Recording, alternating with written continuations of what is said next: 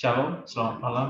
Saya akan mempresentasikan tugas Yunani 2, yaitu tugas ke-28, yang diambil dari 1 Yohanes 4, ayat 16 sampai 20. 1 Yohanes 4, ayat 16 sampai 20. Pada ayat 16, dituliskan, Kai hemeis ekno kamen, kai pepisteu kamen, ten agapen, en ekei hoteos en hemin. Yang diterjemahkan yaitu and we have known and believe the love that God has in us. Jadi maksud kalimat ini secara literal adalah bahwa kita telah mengetahui dan telah mempercayai kasih yang Allah telah taruhkan dalam kita. Kita ini mengacu kepada Rasul Yohanes maupun Yohanes Circle tersebut. Dan hal ini memiliki pengertian bahwa baik Yohanes maupun Yohanes Circle telah mengecap kasih tersebut. Jadi bentuk perfect indikatif pada kata eknokamen dan pepisteu kamen juga menyatakan bahwa kasih tersebut telah dialami oleh kita, yaitu tadi Rasul Yohanes dan Yohanes Circle. Kasih yang diberikan oleh Bapa kepada kita. Proses selanjutnya pada ayat yang sama, hotheos agape esti, kai homenon ente agape, ento theomenei, kai hotheos en auto. Diterjemahkan, God is love, and whoever abides in love abides in God, and God abides in him. Jadi partisip menon pada kalimat ini menjelaskan kata utama, yaitu abides in God dan God abides in him. Yang dari bahasa Yunani tadi, ento theomenei kai hotheos en auto. Jadi Allah yang tinggal dalam diri seseorang dan orang tersebut tinggal di dalam Allah. Diterangkan oleh partisip bahwa mereka juga itu, mereka orang-orang yang tinggal di dalam Allah itu tinggal di dalam kasih. Jadi kalimat ini menjelaskan ciri utama mereka yang tinggal di dalam Allah, yaitu hidup di dalam kasih atau tinggal di dalam kasih. Oleh karena itu, Menei memegang peranan kunci untuk menafsirkan ayat ini.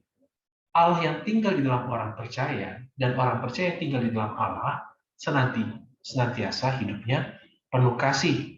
Jadi tidak ada buah kebencian yang dihasilkan Allah dalam kehidupan orang percaya. Sebagaimana orang yang tinggal di dalam Allah juga mengenal Allah yang adalah kasih, sehingga mencerminkan perilaku mereka senantiasa penuh kasih juga. Ayat selanjutnya, en touto tetelio tai he agape met hemon, ina parisian ekomen en tehemera tes krisios.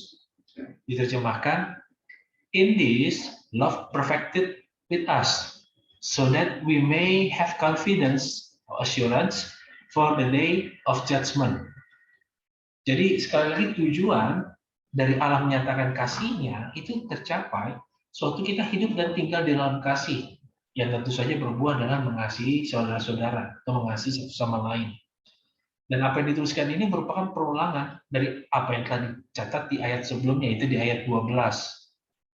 Akan tetapi pada ayat ini ada penekanan selanjutnya dari apa yang akan terjadi sewaktu kita tinggal di dalam kasih, yaitu berkaitan dengan hari penghakiman, entehemera tes kriseos, yang dituliskan tadi di atas. Ada assurance berkaitan dengan datangnya hari penghakiman tersebut. Hal ini dimaksudkan bahwa assurance ini datang sewaktu kita melakukan atau mengikuti ayat-ayat sebelumnya, yaitu dalam arti tinggal di dalam kasih. Jadi yang dimaksudkan bahwa ayat ini mengatakan bahwa kita tidak ikut dihakimi. Yang Rasul Yohanes maksudkan bahwa pada suatu hari itu datang, yaitu hari penghakiman, parisian ekomen. Artinya kita memiliki assurance. Assurance itu adalah karena kita tinggal di dalam Allah dan Allah tinggal di dalam kita. God abide in us sebagaimana we abide in God. Jadi ada assurance itu. Karena kita di dalam Allah, maka kita tidak akan ikut dihakimi, berbeda dengan penghakiman yang jatuh kepada dunia. Yang berikutnya adalah hoti katos ekeinos esti kai hemeis esmen ento kosmo toto. Because as he is, so also are we in this world. Jadi ada pengkaitan dengan Tuhan Yesus dengan kita, atau Tuhan Yohanes Sirkel pada konteks dekatnya berkaitan dengan hari penghakiman tersebut. Konteks yang dimaksud ini bukan berarti bahwa Tuhan juga memiliki assurance tersebut, tapi pengkaitan ini itu dalam arti kasih sesuai dengan konteks yang ada pada surat 1 Yohanes ini. Penjelasannya adalah demikian. Jadi karena Tuhan Yesus hidup di dalam ketaatan kepada Bapa untuk melakukan kehendak Bapa, yaitu berkorban untuk kita sebagai bentuk kasih Allah kepada dunia, demikianlah jikalau kita hidup seperti Tuhan Yesus di bumi, maka kita akan memiliki assurance tersebut pada hari penghakiman nanti, bahwa kita akan hidup bersama-sama dengan Allah sebagai anak-anak Allah sesuai janji Allah yang dicatat di dalam 1 Yohanes 2 ayat 17. Yang berikutnya adalah phobos ou estin ente agape al heteleia agape exobalei ton phobon, yang diterjemahkan, there is no fear in love, but perfect love cast out fear. Kalimat ini itu seperti mengkontraskan antara phobos dengan agape. Tetapi dengan fokus utama tentu saja adalah di kasihnya. Rasul Yohanes menjelaskan bahwa fakta hubungan antara kasih dan ketakutan itu bukan hubungan yang saling melengkapi, tapi justru adalah saling berlawanan. Sebab pada klausul selanjutnya dicatat kasih yang sempurna melenyapkan ketakutan. Nah, saya lihat ada konteks besar yang harus dipahami berkaitan dengan ketakutan ini. Karena sesuai konteks dari ente hemera tes kriseos, the day of judgment, maka ketakutan yang dimaksudkan di ayat ini tentu saja ketakutan yang berhubungan dengan kedatangan dari day of judgment tersebut. Jadi, ketakutan yang muncul pada hari tersebut dilenyapkan atau tidak ada bagi orang percaya yang memiliki assurance perfect love. Jadi perfect love ini berdasarkan konteks ayat sebelumnya itu sangat jelas bahwa yang dimaksudkan perfect love ini adalah pengorbanan Kristus sebagai bukti kasihnya, juga bertujuan agar kita dapat hidup saling mengasihi. Jadi sesuai konteksnya, ketakutan yang timbul pada hari penghakiman ini tidak ada bagi orang yang ada di dalam Allah dan Allah di dalam dia. Karena mereka tidak dihakimi sama seperti dunia, melainkan mereka akan memperoleh hidup yang kekal sesuai dengan janji yang telah Allah berikan. Jadi sekali lagi, Rasul Yohanes menegaskan kebenaran ini. Bagi mereka yang hidup di dalam kasih Allah, tidak ada ketakutan berkaitan dengan datangnya hari penghakiman. Selanjutnya, hoti phobos kolasin ekhei, hode phobomenos ou teteliotai ente agape. Terjemahannya adalah, for fear has to do with punishment, and whoever fears has not been perfected in love. Saya melihat bahwa klausa pertama, for fear has to do with punishment, itu adalah sebuah fakta yang penting. Jadi ketakutan itu mengandung penghukuman. Artinya Yohanes membicarakan dalam konteks the day of judgment, bahwa mereka yang hidup dalam ketakutan akan hari penghakiman, ketakutan itu muncul berkaitan dengan penghukuman yang akan diterima. Mereka inilah yang Rasul Yohanes katakan tidak sempurna dalam kasih. Yang itu tentunya memiliki pengertian bahwa kasih yang Allah nyatakan dan kasih yang telah diteruskan saudara-saudaranya tidak mencapai tujuannya dalam hidup kita. Artinya, pernyataan kasih Allah tersebut tidak hidup di dalam kita. Arti kita tidak hidup dengan mengasihi satu sama lain. Dan juga kita tidak meneruskan kasih yang kita telah terima itu kepada orang lain, sehingga terjadi kehidupan yang saling mengasihi. Yang selanjutnya, heves agapomen auton, hoti autos protos hegapesen hemas. We love him because he first loved us. Jadi kasih yang sempurna memiliki perwujudan dalam ayat ini. Kasih yang dinyatakan pertama kali oleh Allah diresponi oleh orang percaya dengan hidup yang mengasihi Tuhan. Pernyataan Tuhan yang pertama kali mengasihi kita adalah benar dan sesuai dengan apa yang Rasul Yohanes sampaikan pada ayat 10, yaitu Allah yang telah mengasihi kita terlebih dahulu dengan mengutus anaknya sebagai pendamaian bagi dosa-dosa kita. Jadi di ayat 19 ini adalah penekanan kembali daripada apa yang ada tercatat di ayat 10, bahwa Allah lah yang lebih dahulu mengasihi kita. Selanjutnya di ayat terakhir, di ayat 20, Ean tis epe hoti agapo tonteon, kaiton adelphon automise, seustes estin. If anyone say, I love God, and hates his brother, he is a liar. Jadi pernyataan ini memiliki pola yang sama, seperti apa yang dicatat di 1 Yohanes 2 ayat 4.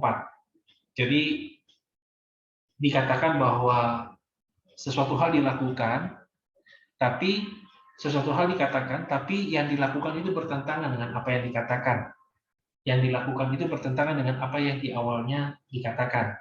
Nah, kepada orang-orang seperti ini, mereka itu adalah pendusta.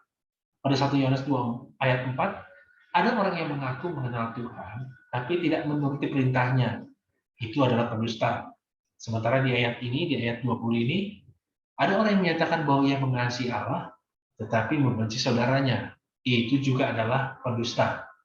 Jadi perbedaan apa yang diucapkan dengan apa yang dilakukan, itu dikategorikan sebagai pendusta oleh Rasul Yohanes. Dan bagi pendusta, orang yang masuk kategori pendusta ini, bukan roh Allah yang tinggal di dalamnya. Akan tetapi berdasarkan 1 Yohanes 2 ayat 22, pendusta itu adalah antikristus yang tentu saja Allah tidak tinggal di dalamnya. Karena dijelaskan kembali di ayat tersebut bahwa pendusta itu tidak memiliki baik bapa maupun anak. Jadi ada pembeda yang sangat jelas sekali. Lalu klausa terakhir, Ogar me agapon ton adelphon on eurake, tonteon on o eurake o dunatai agapan. For he who doesn't love his brother whom he has seen, cannot love God whom he has not seen.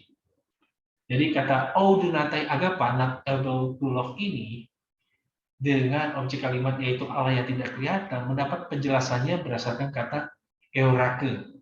Jadi tense perfect pada kata ini itu menjelaskan bahwa seseorang yang dikatakan di terjemahan di atas whom, yaitu ada dua hal yang telah dialami. Dia pertama sudah melihat sesamanya, tapi dia juga tidak pernah melihat Allah yang tidak kelihatan, sebagaimana yang dicatat di ayat ke-12 di atas. Oleh karena itu kata me agapon ton adelphon dengan tense partisip ini itu sedang menerangkan klausa utama dalam kalimat ini, yaitu mereka yang tidak mengasihi saudara mereka yang terlihat itu not able dunatai, tidak dapat mengasihi Allah yang tidak terlihat. Kata me agapon ton adelphon dengan tense partisip tadi itu menjelaskan bahwa mereka yang tidak mengasihi Allah, mereka yang tidak mengasihi saudara mereka tidak dapat mengasihi Allah yang tidak kelihatan. Sekali lagi saya ulang bahwa tense partisip pada klausa me agapon ton adelphon ini sedang menjelaskan kalimat utama, yaitu mereka yang tidak dapat mengasihi Allah, diterangkan bahwa mereka ini tidak mengasihi saudara mereka yang kelihatan. Jadi ciri dari mereka yang tidak dapat mengasihi Tuhan yang tidak kelihatan dijelaskan dengan perilaku tidak mengasihi saudara yang kelihatan. Dan secara konteks dari apa yang Rasul Yohanes sampaikan, hal ini terjadi karena Allah tidak tinggal di dalam dia dan dia di dalam Allah, yaitu mereka tidak tinggal di dalam kasih, yang seperti yang dicatat di 1 Yohanes 4 ayat 16. Demikian penjabaran presentasi dari 1 Yohanes 4 ayat 16 sampai 20. Terima kasih, Tuhan memberkati. Shalom.